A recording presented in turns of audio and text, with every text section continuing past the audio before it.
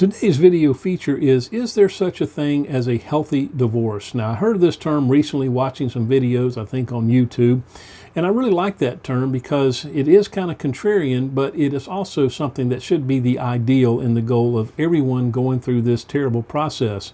Does it have to be terrible? Well, certainly all the movies portray it that way, and most of us who have dealt with divorce have gone down the dark roads, and so we know the trauma that can result if you go down the wrong path. But truly, a healthy divorce, what a unique term, what a cool term, and what a goal it should be for everyone about to enter that process. Now, how do you do it? Well, the easiest thing to say and the hardest thing to do is you have to remove the emotion from the equation. It is the negative anger emotions that create all the problems and create all the stress and strife. So how do you do that? Well, it's simply a recognition of reality. You meet someone and everything's exciting, everything is special. This is supposed to be someone you're going to spend the rest of your life with, but for whatever reasons, things over time have changed and your relationship is different.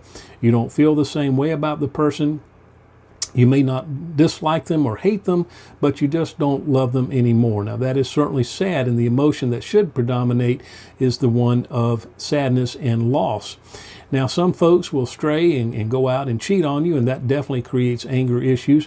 But once they do that, always remember that they have identified themselves as not being a good person, not the kind of person you want to keep. So yes, they broke a vow. Yes, they hurt you, but now they have identified themselves as someone not worthy of your attention, not worthy of your love. And getting rid of somebody who is bad and not good for you should be a good thing and should be welcomed as a good thing. So if you can remove the emotion and realize that once the decision is made to end a marriage, it really comes down to things like property. Now, children are a whole new issue, and we've had many videos about dealing with small children issues, especially small children issues.